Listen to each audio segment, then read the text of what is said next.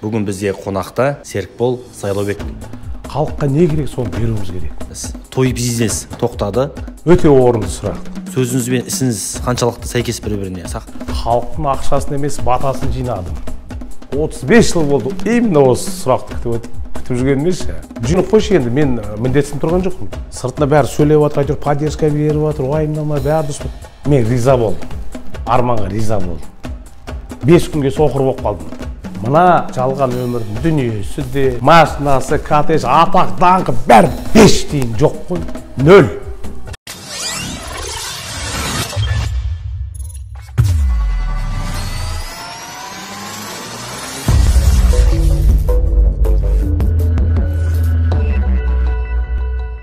Ассалаумағалейкум, құрметті көрермендер, Ерлан Қабатай YouTube арнасы. Бүгін бізде қонақта әнші ұлдарыңыз Серікбол Сайлаубек. Ал Секе, ассалаумағалейкум. Уалейкум ассалам. Қош келдіңіз. Рахмет. Енді біріншіден өзіңізге көп рахмет. Бауырыңыздың бір ауыз сөзін жерге тастамай, алтындай уақытыңызды бөліп, бүгінгі сұхбат беруге келіскеніңізге. Енді Секе, енді әнші өнер азаматы келгеннен кейін, құрметті көрермендер, Серікбол Сайлаубек ағамыздың осы уақытқа дейін өзінің сұхбаттарыңызды барлығын көріп, тамашалап шықтым. Енді біздің көрермендер, көзқарақты көрермендеріміз сізді қайда оқығаныңызды, жұбайыңызбен қалай танысқаныңызды, әндеріңіз қалай шыққанын барлығын жақсы біледі. Бүгін енді біздің сұхбатымыз бұрынғы сұхбаттан өзгеше болады. Енді жалпы әнші келгеннен кейін алғашқы сұрағымыз, жалпы шығармашылығыңызда қазір не жаңалық болып жатыр, қандай әндер шығып жатыр, соны бөлісіп отырсаңыз. Қазір енді шығармашылығымда жақсы әндер жазып жатырмыз. Бейнебаян түсіреміз, соны Стамбул қаласына барып клип түсіреміз. Сол жақта қазір Стамбул жаңағы түрік бауырларымызбен қазақ бауырларымыздың арасында мәдениет саласы қатты бір достығымыз ұлғайып жатыр. Сол жақта Алла қаласа міне Қазақстан атынан барып концерт қойсам ба деген ізгі ниет болып отыр. Кеше ғана мысалы Инстаграмға салдым, өздеріңіз көргендей. Турциядан түрік бауырларымыз сәлем жолдап жатыр, күтіп жатырмыз деп жатыр. Қазір сондай бір Турция мен Қазақстан жаңағы, мәдениетін жаңағы біріктірсек па деп, енді алмасып, алтын көпір дейсіз, алтын көпір сияқты. Енді өнер деген білесіз ғой. Өнер деген бұл бүкіл әлемде өнер деген біреу-ақ. Сондықтан да өнерде шек жоқ. Өнер арқылы. Жақсы. Енді 2020 жылы білесіз, бүкіл әлемде карантин болды, шектеулер болды барлық жерде. Енді той бизнес тоқтады. Сізде той бизнесінен басқа қандай жеке бизнес бар өзіңізде, кәсіп? Енді мал шаруашылығы бар, жер бар деген секілді. Соған ақырын енді. Енді білесіздер ғой, мал ұстаған адамдар жаман болмайды. Сондықтан да фазендамыз бар, сиырларымыз бар, қойларымыз бар, жылқыларымыз бар деген секілді. Жақсы. Егіндік егеміз деген секілді, жаңағы жеріміз бар деген секілді. Сондықтан да сол. Енді жалпы өнер азаматтары дейміз, жалпы халықтың алдында жүрген азаматтар бар, ағаларымыз бар, бауырларымыз бар. Енді сахнадағы өнер азаматшаларды көрермендер концерттен көреді, тойдан көреді, сөзбен жақсы сөз айтады. Енді адамдарды халқым дейді, жерім дейді, елім дейді. Бірақ енді сахна тыс өмірде көп айтады, істер басқа дейді. Енді сіз жалпы сөзіңіз бен ісіңіз қаншалықты сәйкес бір-біріне? Сахнадағы Серікболды халық жақсы береді. Мен сізге былай айтайын. Өте орынды сұрақ. Осы уақытқа дейін осы сұрақ күтіп жүргенмін. 35 жыл болды. Именно осы сұрақты күтіп жүргеніме ше. Өте орынды. Мен сізге былай айтайын. Мен бір жылдың ішінде бүкіл қазақ еліне 126 тегін концерт бердім. Халықтың ақшасын емес, батасын жинадым. Енді халық өнер деген киелі дейді, сахна деген киелі дейді. Халықты алдауға болмайды. Сен өмірде қандайсың? Сахнада қалай өзіңді көрсетесің? Өмірде де солай болу керек. Сондықтан да бір жасқандық жоқ менде. Өмірде қандаймын, сахнада да сондаймын.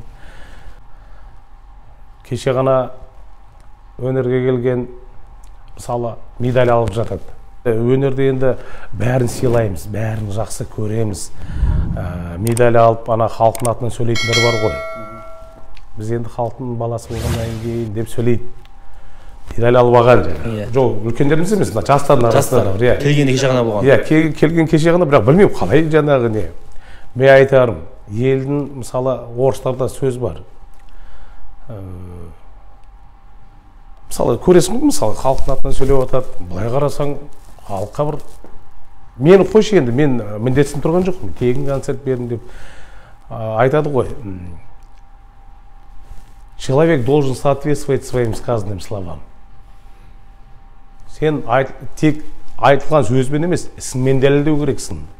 Сол кезде ғана халықтың алдында абыройын ұзаққа барады. Біз енді бұл өмірге келгеннен кейін тарихта қалғанымыз абзал да. Әке-шешенің дүниесі балаға дүние болмайды екен. Әке-шешенің абыройы балаға өмір бақи азық дейді. Сондықтан да мен айтарым, өте орынды сұрақ қойдыңыз. Халықтың алдында бетім ашық. Өмірде қандаймын, өнерде де сондаймын. Бір жасандылығым жоқ.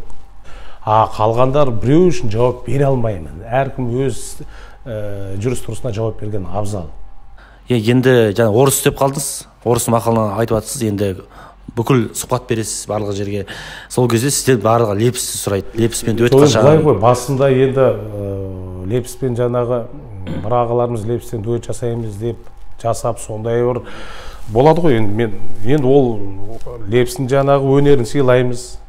Сондай сол кісімен дуэт жасайық деп бір инициатива жасағаннан кейін жарайды деп, сонымен біз енді ана жас жақпен, міне Алла қаласа, сразу интервьюға жүгіріп кетеміз ғой. Міне лепспен дуэт жасайық деп жатырмыз деп ше. Сөйтсем адам айтқан келе бермейді екен.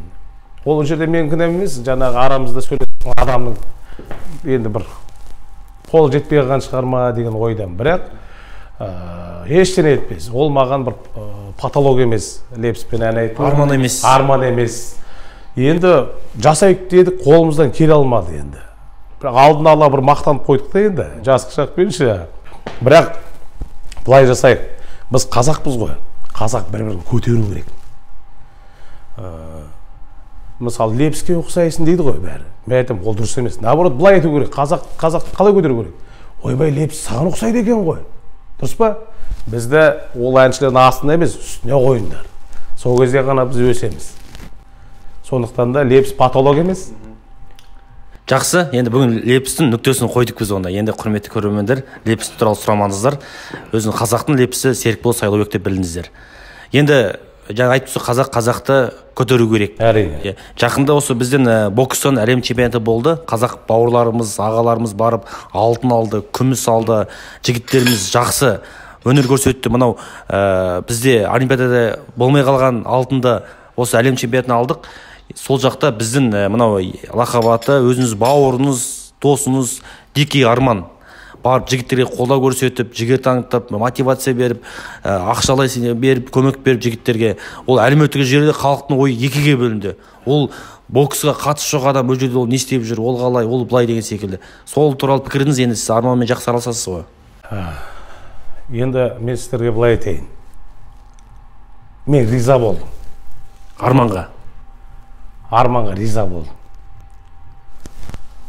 Мен егерде сөзге шақырған кезде мен де баратын едім. Мен де қолдау жасайтын едім. Өйткені бұл жерде қазақ деген ортақ бауырмашылық бар. Қазақты тек Қазақстанда емес, әлемде де қолдау керек. Сол кезде ғана біздің егемендігіміздің, тәуелсіздігіміздің нысаны ақталады. Кеше ғана бабаларымыз 300-дің басын қосты. Не үшін қосты? Не мақсатпен қосты? Жалпы болашақта қандай азамат болсын деп қосты?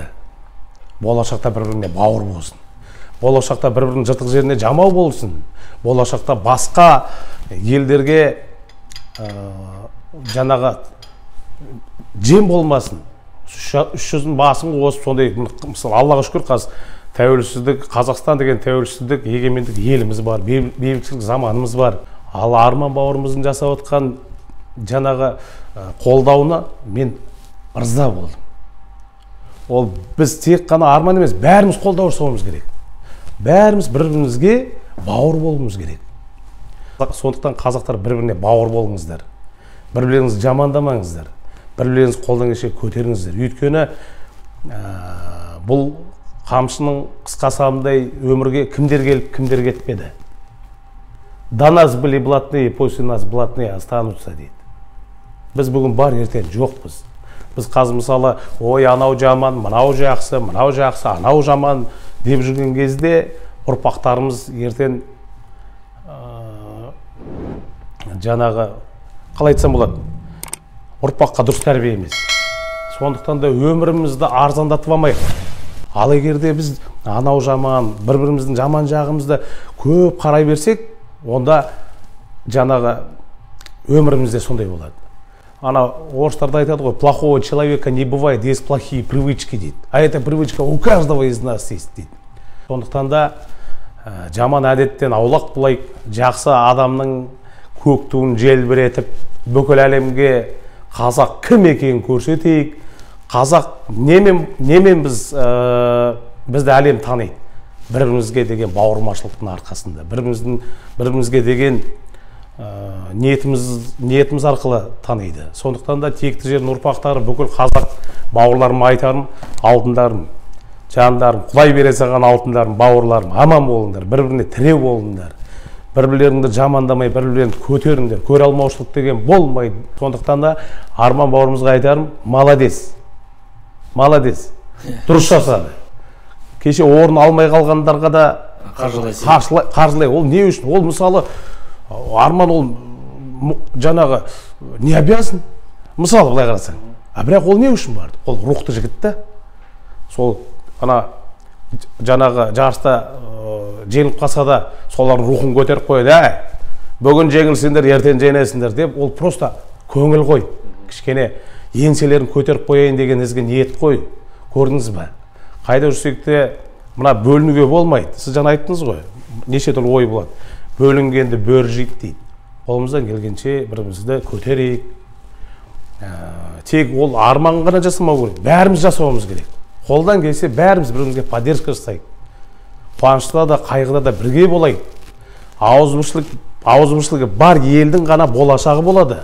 Ауызбіршілігі бар елдің тәуелсіздігі мен егемендігі мәңгі болады. Сізді мынау біз әнші ретінде, жалпы өнер азаматтары дейміз, айттық қой, спортшылар болсын, солардың пікірін білу біз үшін өте маңызды, біз үшін өте қажет. Енді көптеген сұхбаттарды өз басым монитор жасап қарап отырам. Кез келген әнші болсын, спортшы болсын, көрермендердің пікірін қараймын. Әсіресе көрермен пікір айтады. Енді осы сұхбат алушылар әсіресе тек өнер саласына ғана әңгіме айтасыңдар, ал қоғамда болып жатқан дүниеге басты ауыртпайсыңдар деп. Енді сізге мынау қазіргі бір ғалым керемет сөзі бар ғой, егер мемлекеттің тілі мен мәдениеті болмаса, онда ол мемлекеттің шекарасын ашып тастап болды. Ол мемлекет емес. Біздің қазіргі таңда елімізде тіліміз бен мәдениетіміз қай деңгейде? Сіздің жеке азаматтық пікіріңіз? Мысалы былай айтайын, жаңа айттым ғой, ондай ойдан аулақ болайық. Ондай ойлайтын адамдардың сұрағы да көп. Сол көп сұраққа көп жауабы да жоқ. Бәрі Аллаға шүкір, бәрі тамаша бізде. Қазақ елінде. Бізде бәрі тамаша. Қазақстан ішінде болып отқан дүние бытовуха. Ол өз орнымен, өз уақыт сағат келген кезде біз кімнің қайда жеткен, кімнің қайда шапқанын көреміз.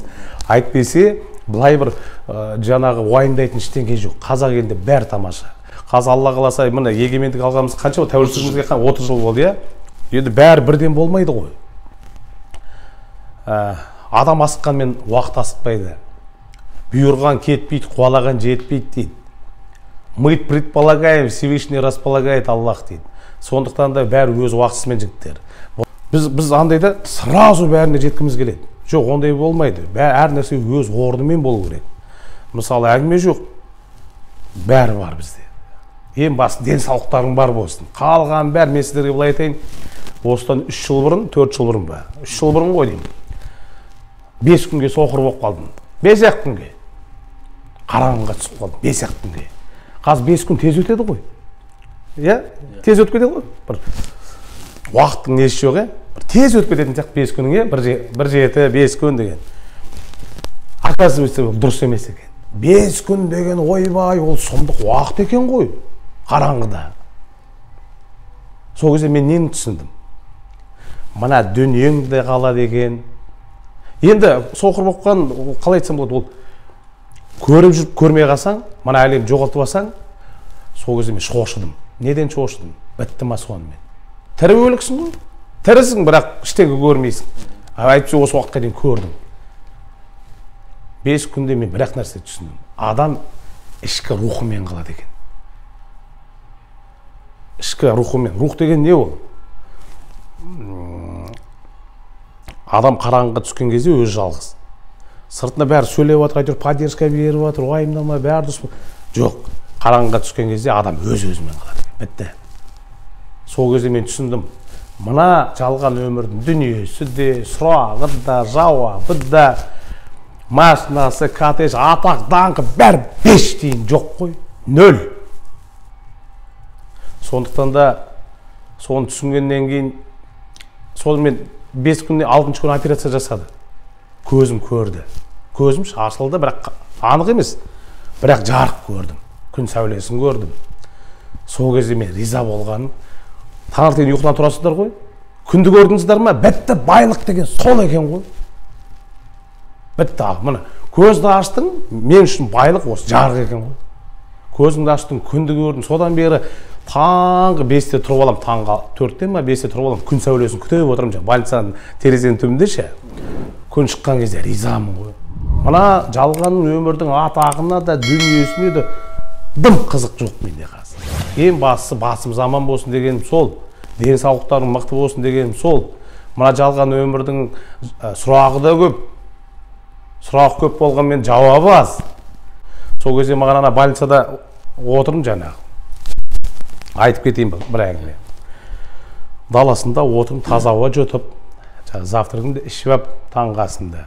Сол кезде бір үлкен аға келді, бір 50-ден асқан, бір 55-ге келіп қалды ма, келді де, Серікбол былай жағдайын айтып отыр да, мен сені танып отырмын, жағдайын айтып отыр.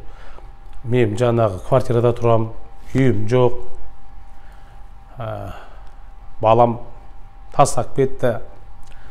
Жаңағы енді кішкене сынаққа түскен екен де ағамыз. Бірақ әп-әйбет қазақ ағамыз екен де. Маған жаңағы ішінде мұнын айтып отыр да.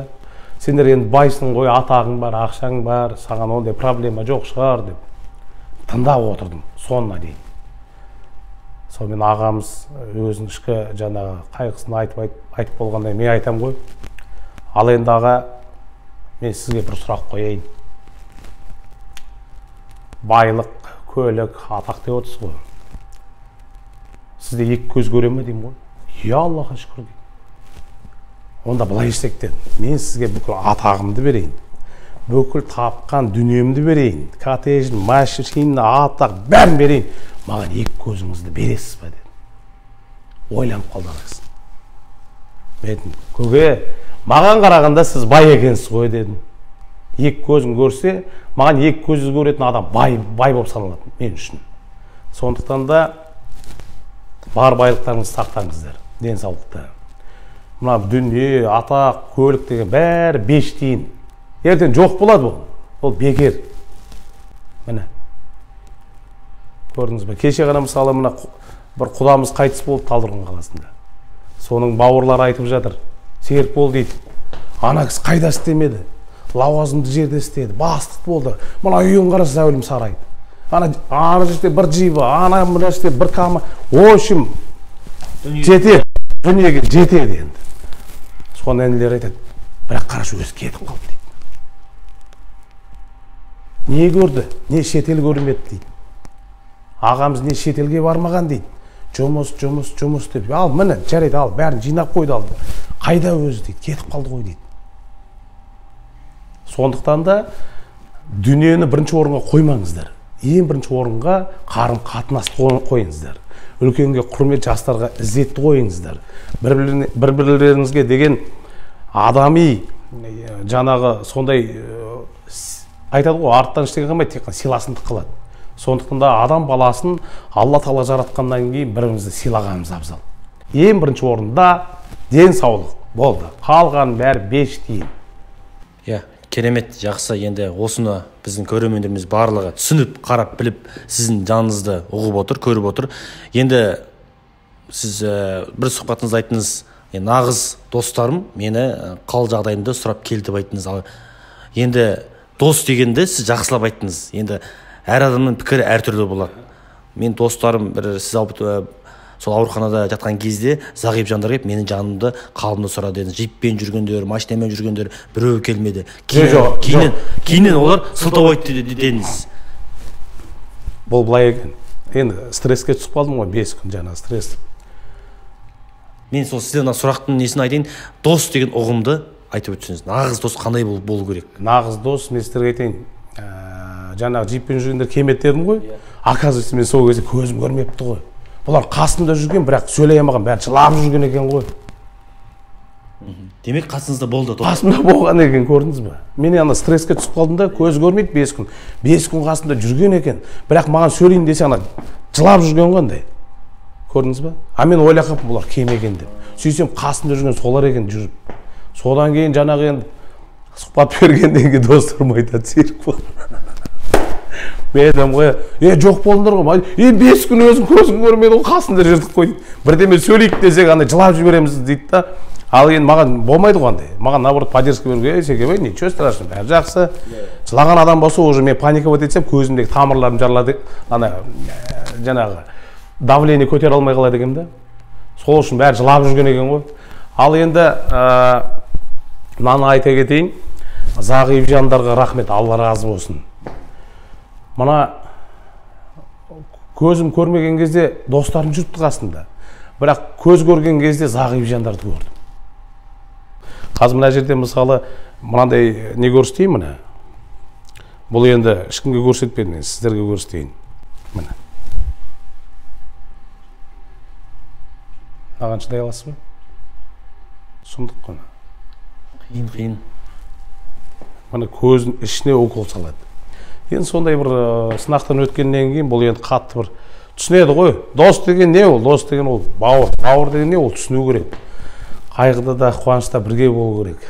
Бір-екі жылда кішкене өз-өзімді келе алмадым. Өз-өзімді таба алмадым. Өйткені көз дұрыс көрмейді. Жаңағы тойға барасың, адамның түрі көрінбейді. Көбісі келіп немене, сен жұлдыз болып кеттің ба? Уже амандаспай өтіп кете беретін болыпсың ғой. Көбісі дұрыс түсінбейді. Өнер саласында да, өмірде де, тойға барасың, концертке барасың, көз дұрыс көрмейді, түрлерін көрмейсің ғой. О, каждыйын айтамайым ғой мен. Мен айтам ғой, енді солай болып қалдық деп. Ал енді біліп жатыр да бәрі. Секе біз дұрыс ойламаппыз. Мен айтам ғой, маған ренжімеңіздер. Өйткені мен көз дұрыс көрмегеннен танымай өтіп кетуім мүмкін. Маған сондай сынақ келіп тұр, не істейін енді. Сондықтан дұрыс жағынан түсінетін шығар, көріп жатқан шығар. Өйткені талай ағаларымыз түсінбей жатыр, талай бауырларымыз түсінбей жатыр. Қазір енді түсініп жатқан шығар. Мен қазір көзімде қатты бір көреді деп айтамаймын. Өйткені тағы бір операциям бар. Осы бір-екі айдың ішінде Стамбулға барып жасатамын. Жақсы, енді мынау Алла тағала өзіңізге жар болсын дейміз. Стамбулдағы операцияңыз аман-есен өтіп, өзіңіз айтқандай жүгіріп, амандасып, достарыңызбен құшақтасып жүрдіңіз әрқашанда. Енді нағыз дос менің анам деп айттыңыз. Енді жұмақтың кілті ананың табаны астында. Ананы меккеге апарсақ та қарыздан ешкім құтыла алмаймыз. Оны бәріміз жақсы білеміз. Енді жақсы сөз жарым ырыс дейді. Анаңыз енді әрқашанда сізге жақсы сөз айтып, ырымдап, маңдайыңыздан сүйіп, құлыным деп айтып жүретін анаңыз бар.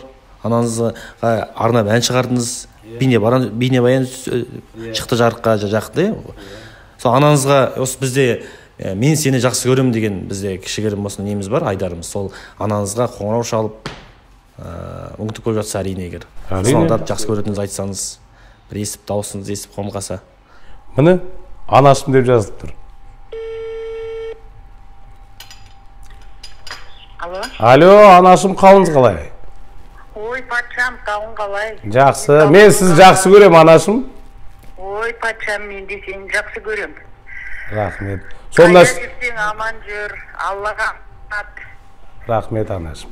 Мына жерде Өскемендеміз, осы жерде бауырларымыз сұхбат алып жатыр. Сол айтады, анаңызға звондап, мен сізді жақсы көремін деп айтсаңыз дейді. Сол мен звондап айтып жатқаным ғой, анашым, мен сізді жақсы көремін деп. Сен маған күнде айтамын мен. Күнде айтамын жақсы көремін деп. Сол анашым. Аман есен болып, балалардың жұмысы жемісті болсын қарғам. Сіздерге тілек айтып отыр. Естіп жатыр анашым. Жұмыстары жақсы болып, алдағы азамат достары мыңда бір рахмет. Алланың нұры жаусын бәріне. Жақсы анашым. Жақсы, міне анаңыздың дауысын естіп бір қуанып жатырсыз, біз де қуанып жатырмыз. Жасы ұзақ болсын. Енді сұхбатымызда бір бүгінгі сіз басында айттыңыз ғой, тегін концерт қойдым жаңа 126 дедіңіз, 127 тегін концерт қойдыңыз. Сол кезде сіз өз әріптестеріңізді шақырдыңыз. Жігіттер, қыздар бәрімізде қосылып тегін концерт жасайық. Сол кезде сіздің сөзіңізді қолдап, ұсынысыңызды қабылдаған жігіттер бар ма? Әрине болды. Шыңғыс ініме рахмет. Шыңғыс Құралбаев деген жаңадан әнші келді, өзі інім. Сол ініме әйтеуір қолдап жүрді қасымда. Данияр деген Менкенов, Данияр деген досыма алғысым шексіз. Мен тек жалғыз өзім бердім, қасымда жүрді ғой жанашырларым. Самат Жанғазин бауырыма рахмет, Сапар бауырыма рахмет, Марлан ағама рахмет, ағаларыма рахмет, қолдау көрсетіп әйтеуір. Ана Серікболдың көңілі ғой, ниеті ғой әйтеуір. Арманы ғой, соны орындайық, жан-жақтан бір жырты жеріне жамау болайық деп, еңбек жаңағы халықтың алдында менің абыройым өссін деген ізгі ниеттеріне рахмет. Қасында сол жанашыр бауырларыма алғысым шексіз. Егерде халықтың алдында менің абыройымды көтеруге жаңағы атсалысқан бауырлардың бәріне Алла разы болсын. Айтқаныңыз келсін. Енді Секе, сіз мен сұхбат алар кезде мен жеке парақшама сізді фотоңызды қойдым. Осы Серікбол Сәулебек ағамыз сұхбат аламыз деп көптеген адамдар сұрақ қойды. Енді ішіне бір сұрағын айтайын. Осы Күршім деген сіз орындап жүрген әннің шығу тарихын айтып берсе дейді. Қалай орындалды, сізге кім ұсыныс айтты, қалай шықты деген секілді, соны айтсаңыз. Енді бұл жерде Күршімнің азаматы бар, Нұрбол деген жігіт. Ол кісі қазір Астана қаласында үлкен қызметте. Сол Күршімнің азаматы болғаннан кейін Секебай туған жерім Күршім, сол Күршімге арнап бір ән орындасаң күшті болатын еді деп. Сонымен біз звондадық. Ринат Саитов бауырымызға звондадық, Апош бауырымызға звондадық. Осындай жаңа ағаларымыз ниеті болып жатыр туған жеріне деген, Күршім деген жерге енді. Сонымен Апош бауырымыз ән жазды, Ринат Саитов бауырымыз сөз жазды. Мен соны орындап шықтым. Қазір бүгінгі жаңағы келген Өскеменге келген себебімізді айтайық, сол тойға келдік. Сол тойға осы Күршімге болады, тойға мына шығыс жаққа көп шақыратын болды. Көрдіңіз бе? Сонымен тарих сол. Сондықтан да тек қана Күршім емес, Зайсан, Тарбағатай, Күршім, Өскемен, Семей, жалпы шығыста тұратын бауырларым алғысым шексіз. Алтындарым аман болыңыздар, әрқашанда біргеміз. Бүкіл қазақ елі біргеміз, мен сіздерді жақсы көрем.